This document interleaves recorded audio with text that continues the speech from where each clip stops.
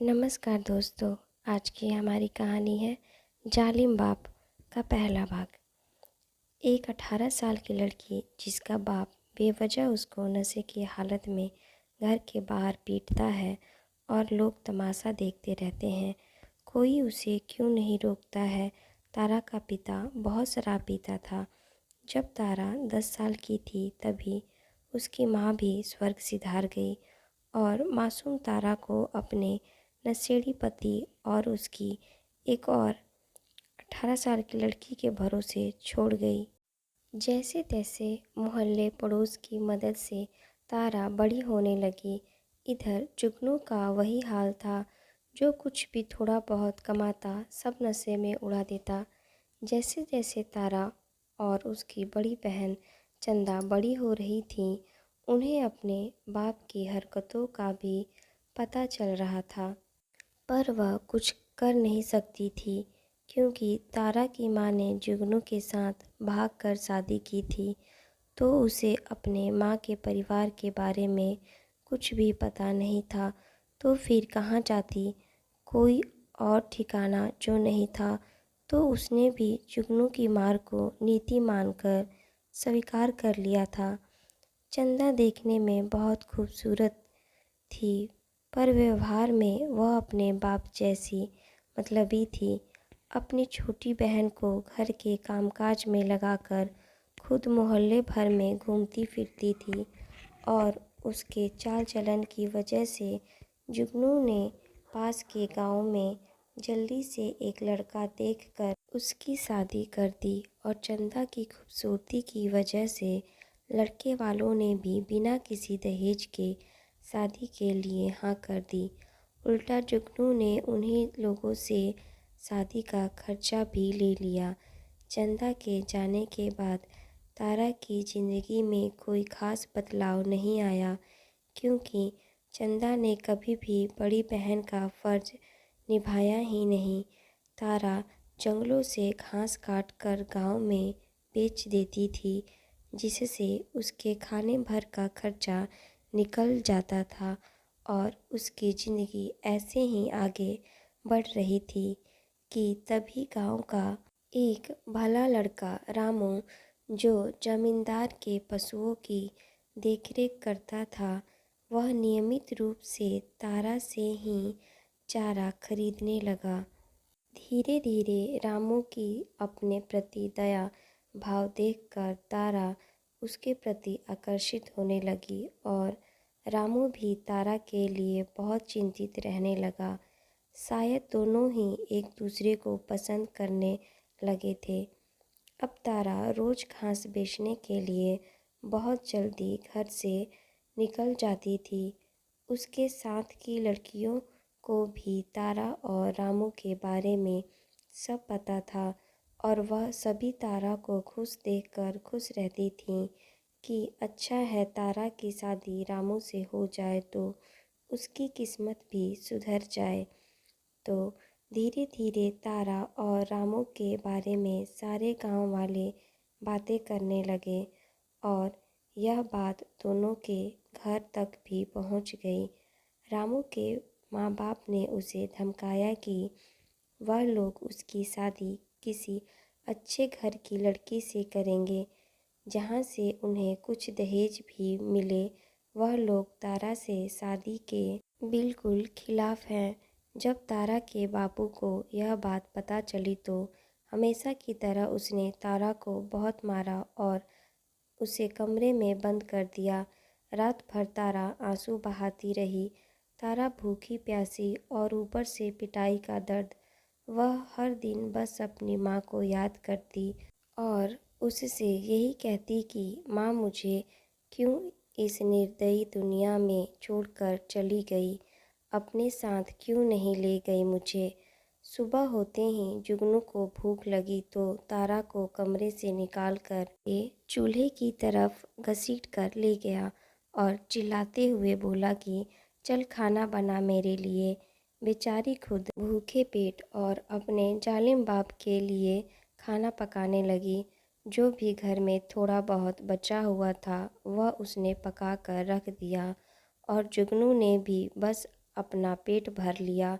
एक बार भी यह नहीं सोचा कि बेटी ने खाना खाया है या नहीं। पेट तृप्ति के बाद जुगनू निकल गया अपनी आवारगी करने और बेचारी तारा रह गई अकेली। कहते हैं ना कि चाहे कितनी भी परेशानी हो, दुख हो, पर यह पेट इतना बेशर्म होता है कि बिना खाए नहीं मानता।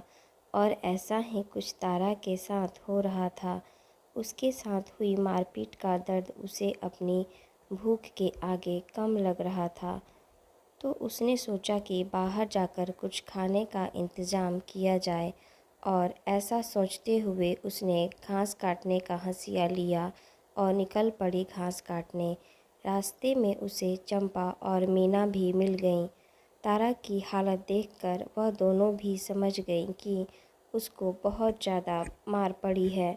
वह दोनों ही तारा की दुख सुख की साथी थीं। उन दोनों ने रास्ते में तारा को एक जगह पर बिठाया और उन दोनों की सहानुभूति पाते ही तारा फूट फूट कर रो पड़ी। उन दोनों ने उसे पानी पिलाया और फिर दोपहर के खाने के लिए जो रोटियां बांध कर लाई थी वह जल्दी से खोलकर उसे खाने के लिए दे दी। अचार और रोटी खाने के बाद जैसे तारा के बदन में थोड़ी स्फूर्ति आई, और फिर तब उसने रात में जो उसके पिता ने उसके साथ मारपीट की उसका सारा किस्सा चंपा और मीना को बताया। उसके साथ हुए जुल्म को सुनने के बाद चंपा तारा से कहने लगी कि क्यों ना तुम रामू के साथ भाग जाओ। वैसे भी तेरा बाप तो सिर्फ तुझे मारता ही रहता है, उसे कोई फिक्र तो है नहीं तेरी, इसलिए अच्छा है कि तू रामू से शादी कर ले। कम से कम वह तुझे प्यार तो करता है।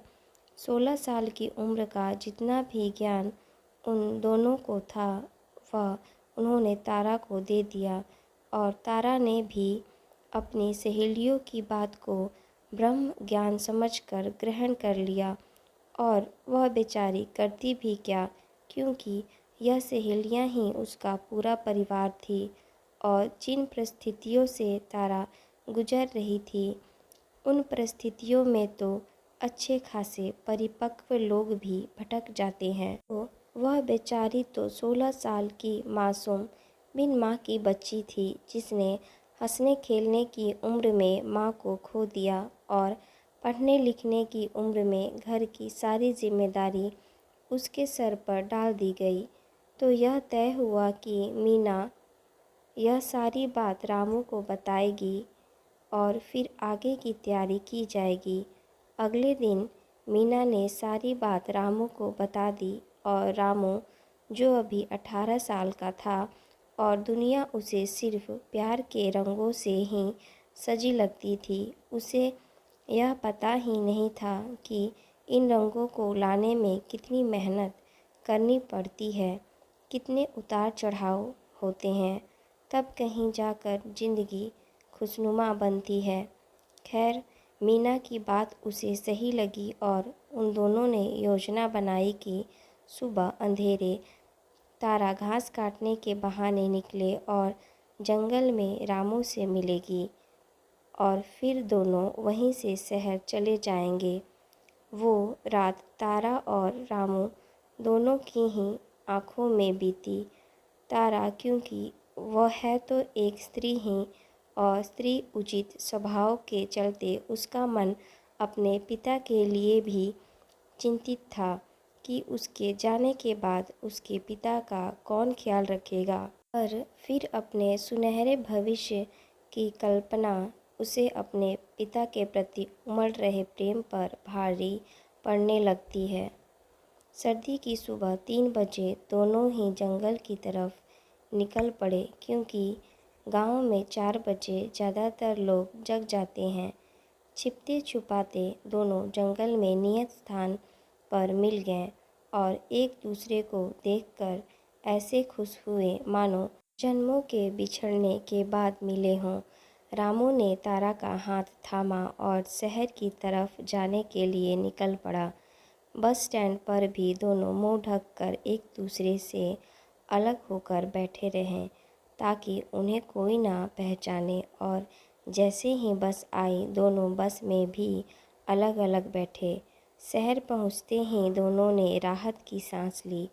आज पहली बार तारा को दुनिया इतनी खूबसूरत लग रही थी।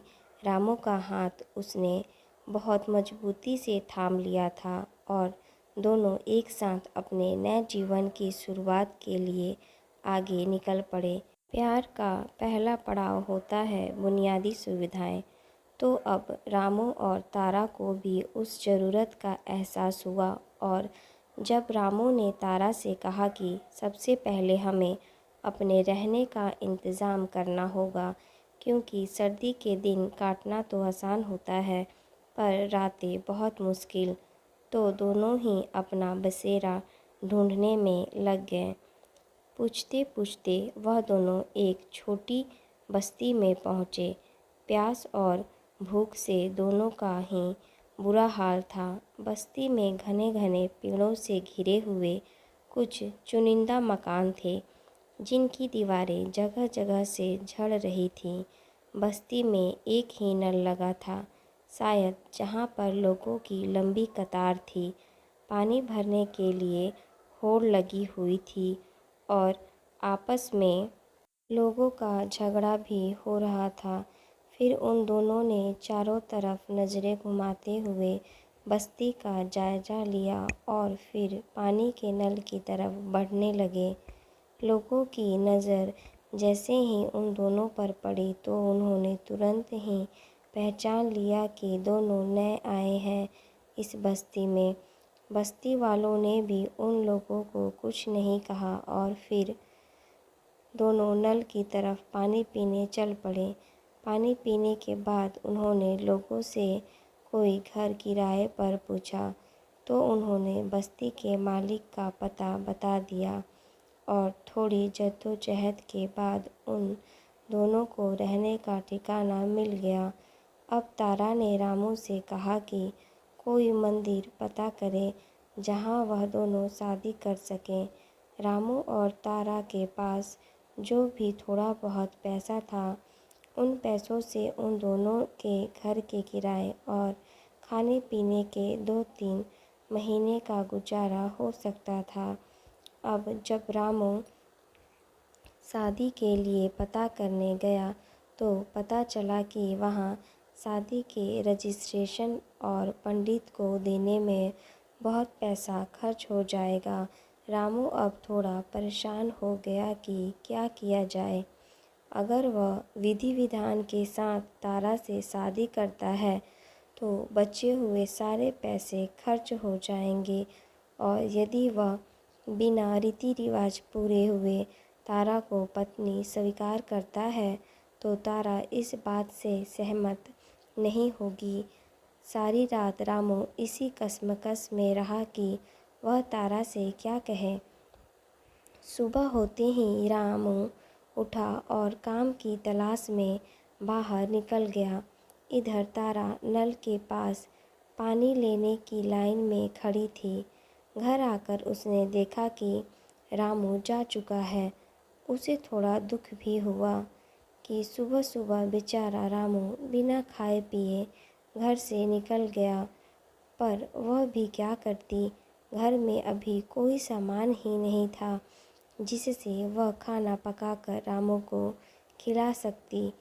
इधर तारा को घर में ना पाकर तारा के पिता का बुरा हाल था। सारे गांव में यह बात फैल चुकी थी कि तारा और रामू घर से भाग गए हैं। तारा के पिता को तो ज़्यादा फर्क नहीं पड़ा, पर रामू के परिवार वाले बहुत ही बेइज्जती महसूस करते थे। उन्होंने घर से निकलना ही बंद कर दिया था। इधर रामू सारा दिन काम की तलाश में घूमता रहता, पर हर जगह से उसे सिर्फ नाकामी ही मिली। सारा दिन यहाँ वहाँ भटक कर थका हुआ रामू एक पेड़ के नीचे बैठ गया। आज पता नहीं क्यों उसे अपने परिवार की बहुत याद आ रही थी। वह उन लम्हों को याद कर रहा था जब वह अपने माता पिता के साथ आराम से ज़िंदगी जिया करता था। और यह सब सोचते सोचते उसकी आँखों से आंसू बहने लगे। वहीं एक भिखारी भी बैठा था। उसने रामू को इस तरह रोता हुआ देखकर उससे उसके रोने की वजह पूछी और रामू ने उसे बताया कि किस तरह वह बहुत परेशान है। उस भिखारी ने रामू की सारी बातें ध्यान से सुनी और फिर एक अनुभवी की तरह उसे समझाया कि अभी भी कुछ बिगड़ा नहीं है। वह और तारा वापस अपने गांव चले जाएं।